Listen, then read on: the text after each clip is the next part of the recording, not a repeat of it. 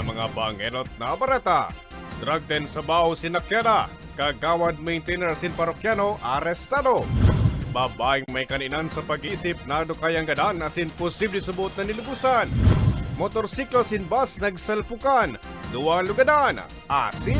Ginatos na sinsilyo na diskubre sa sarong kanal sa Bakakay.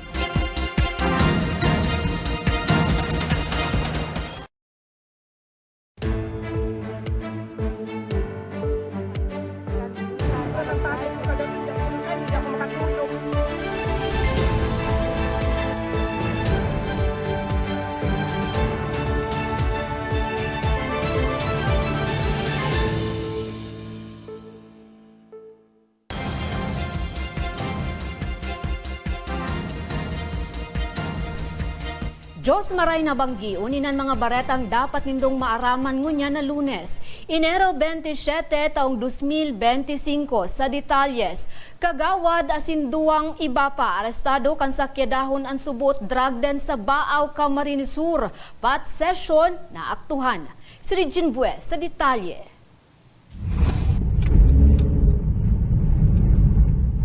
Alas 2 din maagahon kay ning Sabado kan magtuyo ang presurize kan PDEA Camarines Sur, Philippine National Police Drug Enforcement Group Special Operating Unit 5, Camarines Sur 2nd Provincial Mobile Forces in Baaw Municipal Police Station sa porang lugar kang barangay na Babarera, Baaw, Camarines Sur. Nga ni isakyadahon anarong nasubuot ginibong drug den ka nagkaperang individual.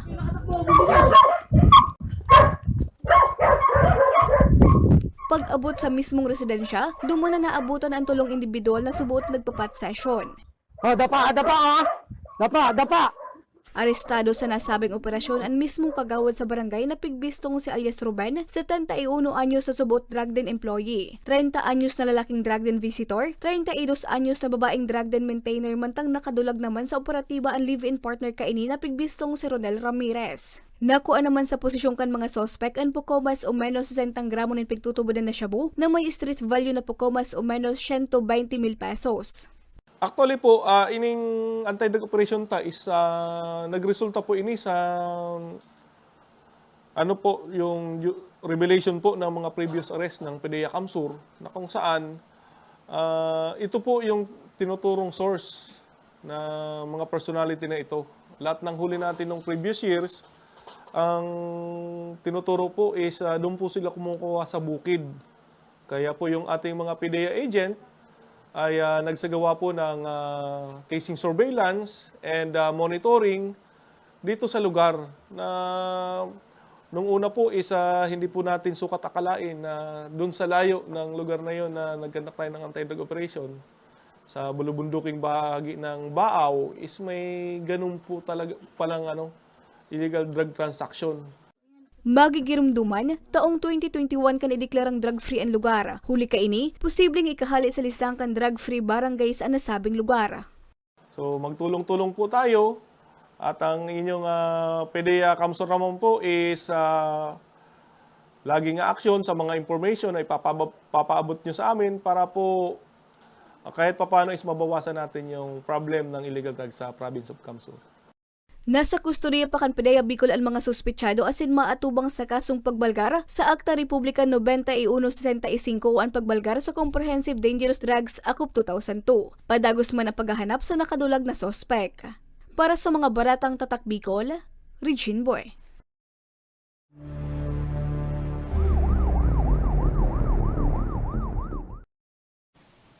Babayi na subuot may kaninan sa pag-iisip. Nadukayang gadan sa Sarong Creek sa Kabusaw, Camarines Sur.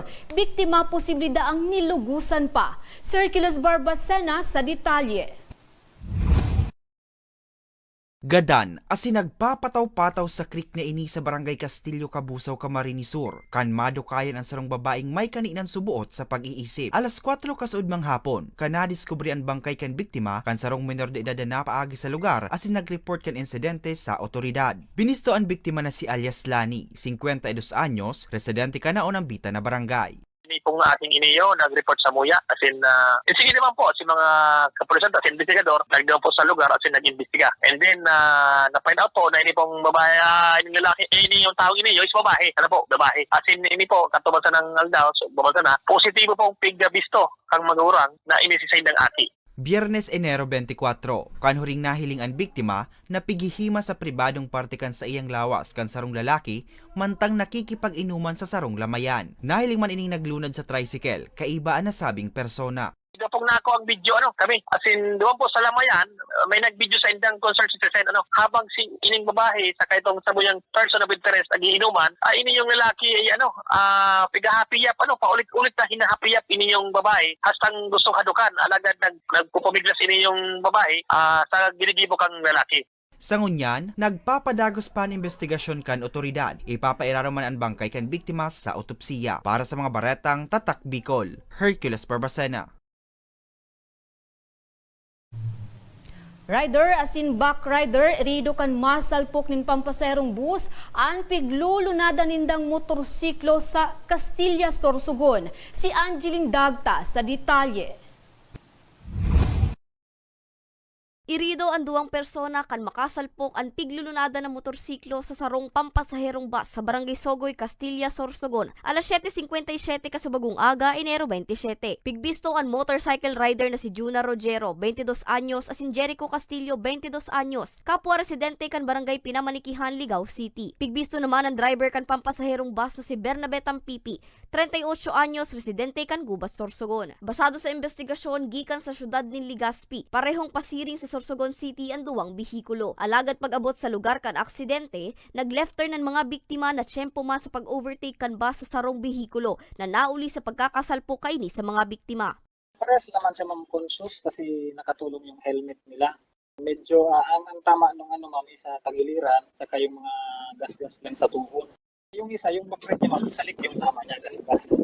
Pero ma'am, initially na yung PNP natin sa Ligao, nakikoordinate po ako doon.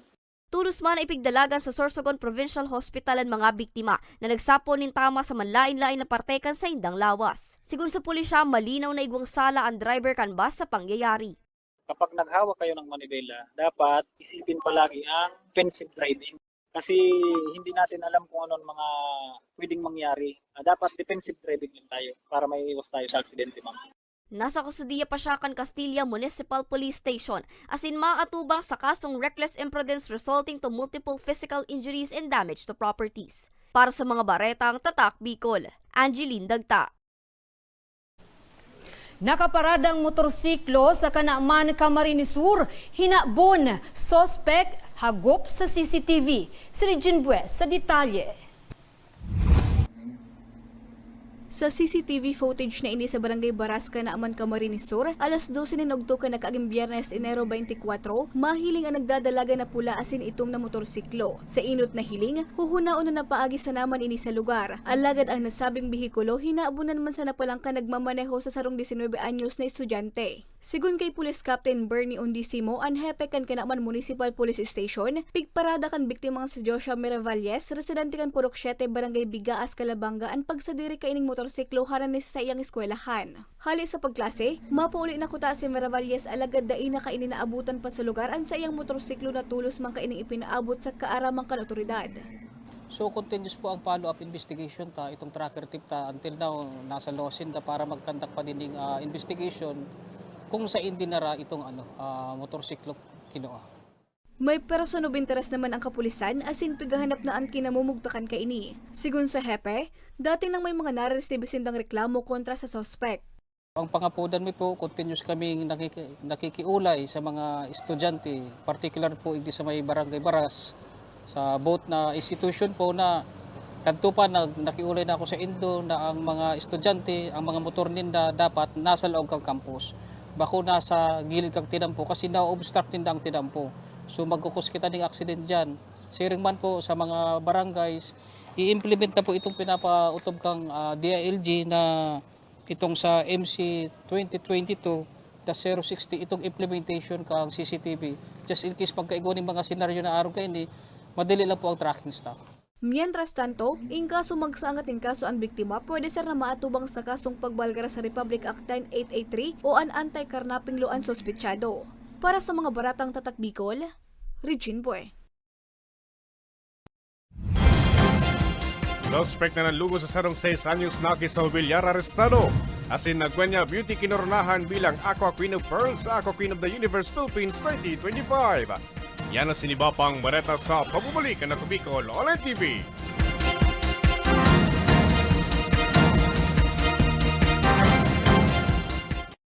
Marahin aldaw sa Indo Gabos. Ang aldaw na ini ay para sa Indo, para sa tuyang mga kababayang Bicolano na nangangaipuhan kan kalinga, asin manlain-lain na medikal na serbisyo. Ini po ang sa tuyang dalan para makapaghatod kan serbisyo maski guraano ini karayo o karani ang sa indong kinamumugtakan. Ang Tarabangan Caravan ay saro pong inisyatibo kanako Bicol Party List na igwang layunin na darahon ang serbisyo medikal asin dental direkta sa saindong mga komunidad. Aram po niya to na daigabos may kakayahan o pagkakataon na makaduman sa ospital o klinika. Kaya't kami na po ang nagrarani sa Indo. Kaibahan ang matitibay na doktor, dentista, medical personnel, asin mga volunteer kan ako Bicol Party List. Libre po gabos ang serbisyo medikal, dental, laboratory, asin mga bulong. Wala po kamo na dapat ihadit sa gastusin taini ay para sa indong kalusugan. Kaiba taman po ang satuyang programa ang libreng gupit asin masahe para sa satuyang mga kababayan.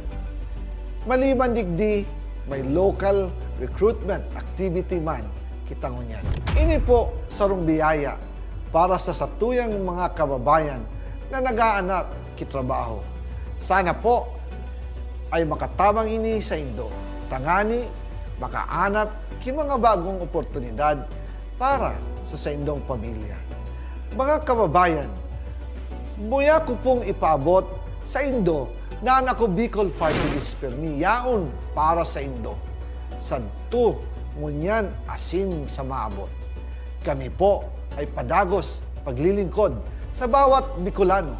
Kami po ay nagpapasalamat sa saindong padagos na suporta. Habang yaon ang suporta kan kada Bicolano sa ako Bicol Party List, padagos po niya to dadarahon ang mga programa na direktang nakakapiktar asin nakakatabang sa Saindo Gabos. Sa giraray, dakulaw pasasalamat po sa indong pagtangkilig asin pagtitiwala naway padagos niya tong ipangaji ang mga kalusugan asin kaligtasan kang bawat saro. Padagos po kitang magtarabangan asin magkasararo para sa mas malusog asin masiglang Bicolandia. Dakulang salamat po asin maray na aldaw sa Indo Gabos.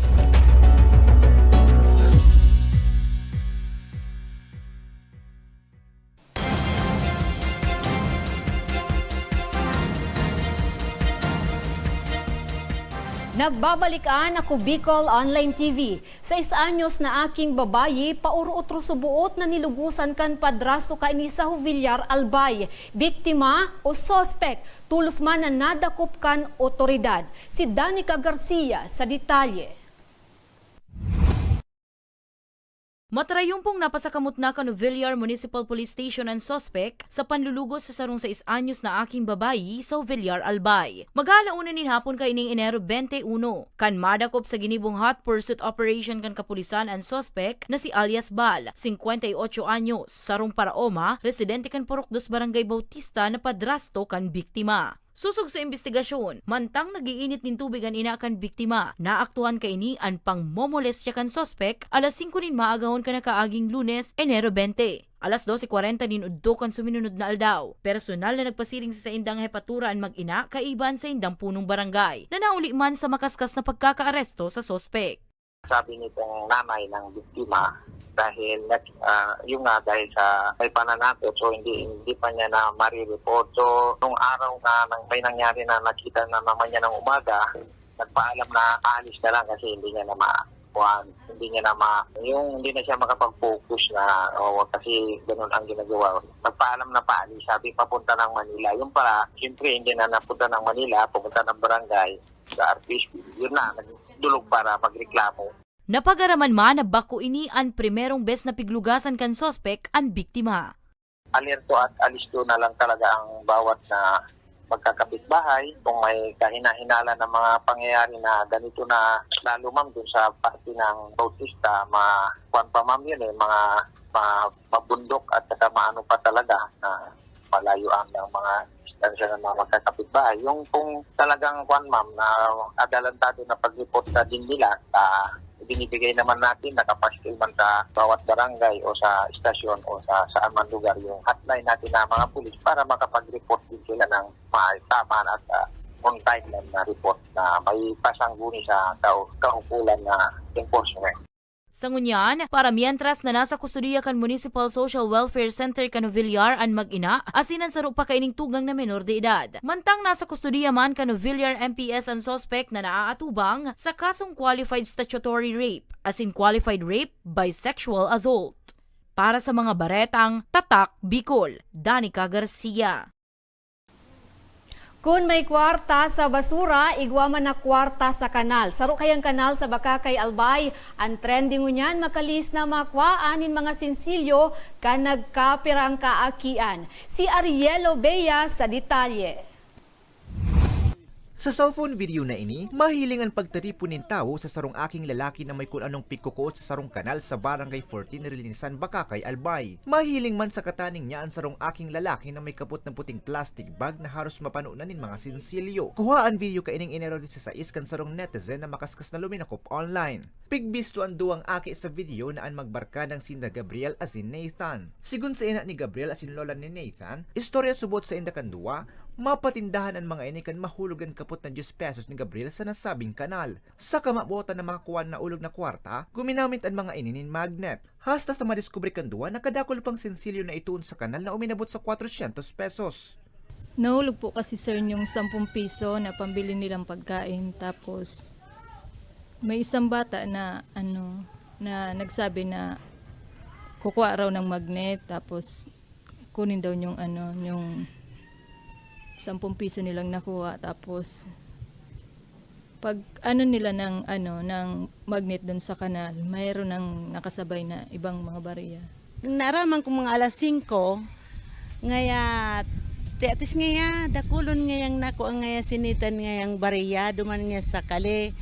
So nakuan nga ni ako tamaati umbuga kaya duman sir nadagit ako sa kun nagano ka mo duman tamaati on ito pag abot diyan hurugasan ninda sabi ko basta day ka mo nang ararigos dadagitan ta kung mga mabataon talaga sir tas mga kwarta mga mataklaon talaga. Sigun kay punong barangay Joselito Bandola, apwara sa nakuha ni na Gabriel asin Nathan, binungkal man ka nagkapirang grupo ning kaakian ng kanal kung sa'y nakakuha pa ni nasa 1,000 sinsilyo. Dugang pa kan opisyal, posibleng natipon sa kanal ang mga naulog na sinsilyo kan mga parapadyak na nagpaparada sa nasabing porsyon. Siguro sa sa mga nakaparadang nagpapadyak dun sa malapit sa kanal. May yung isang nagpapadyak, may nakita na may isang tao na nagtapon ng Maria na plastic. Siguro yun ang siguro doon na isa yun sa namin sa napag-alaman na nagagaling yung Maria.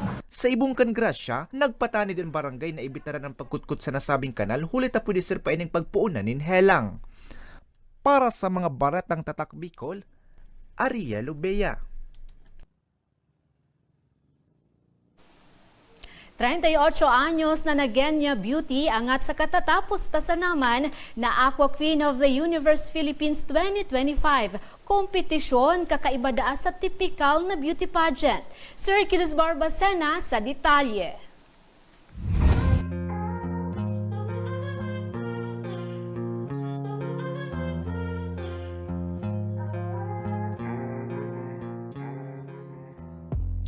Kinurunahan bilang Aqua Queen of Pearl ang 38 anyos na Nagenia beauty na si Madeline Marquez sa kakatapos pasanan na Aqua Queen of the Universe Philippines 2025 pageant na ginibong niya na bulan sa Mualbual, Cebu. Bakusan ng kagayunan nagdara kay Marquez sa trayumpo, kundi pati naman ang sayang dedikasyon sa pagproteher sa kadagatan asin sa marine life. Ang Aqua Queen of the Universe Philippines kakaiba sa tipikal na mga beauty pageant. Kulit at pigigibo ini sa irarom kandagat. Ang lambang kandidata piguhusgan bako sa nasaindang pisikal na kagayunan, kundi pati naman sa advokasya asin mga proyekto ninda para sa kapalibutan.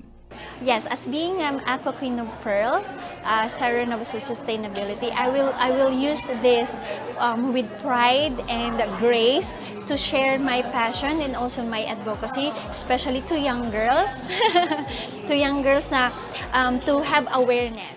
Dating nurse, asin may sadiring negosyo si Marquez. Nadiskubre niya ang sa iyang pagkahilig sa scuba diving kan taong 2019. Puun ka ito, pigdidikar niya ang sa iyang sadiri sa free diving, asin pagiging free diving coach. Prior to free diving, I'm already an certified advanced scuba diver. Pero hindi pa kasi ako comfortable dun sa scuba diving kasi so hindi pa ako. Pag once nag-iilalim na ako, parang nagpapanik ako. So tapos yung coach ko, ko na siya, he was like my friend, matagal na. So nagsabi siya sa akin, bakit hindi mo try natin yung free diving. So yun, nag-enroll ako sa free diving as discover free diving, yung introduction to free diving with the Busiar, parang ganun. So from then, naging comfortable na ako sa open water. So after 1 year na practice ganito, sabi nung we talk yung partner ko, why don't we train na coach para magturo na din tayo. Ang sa iya mga proyekto sa pangatamang kan kapalibutan, arog kan Dive Against Scots with Underwater and Coastal Cleanup 2022. Ang pigbisto man na Dakila Award for Best Environment Sustainability sa Southern Luzon Area Conference o SOLAC 2024 kan Junior Chamber International o GCI. Oberato man ni Marquez na mainkaminar ang publiko na diskubrehon ang kagayunan kang free diving, siring man na matauanan in importansya ang marine life. You wanna check and you wanna try free diving, just check our page, Easy Camp Free Divers. Ako po nagtuturo doon, so you are very safe. Ako din ang nagtitake ng underwater video. So yun po. Thank you again. Ang trayumpo ni Marquez, sarong inspirasyon bako sana sa mga Nagenyo, kundi pati naman sa gabos na Pilipino na nag-iinguwang maabutan sa indang mga pangiturogan, manta nag-aambag sa pagpapakarhay kan sa tuyang kinaban. Para sa mga baretang Tatak Bicol, Hercules Barbacena.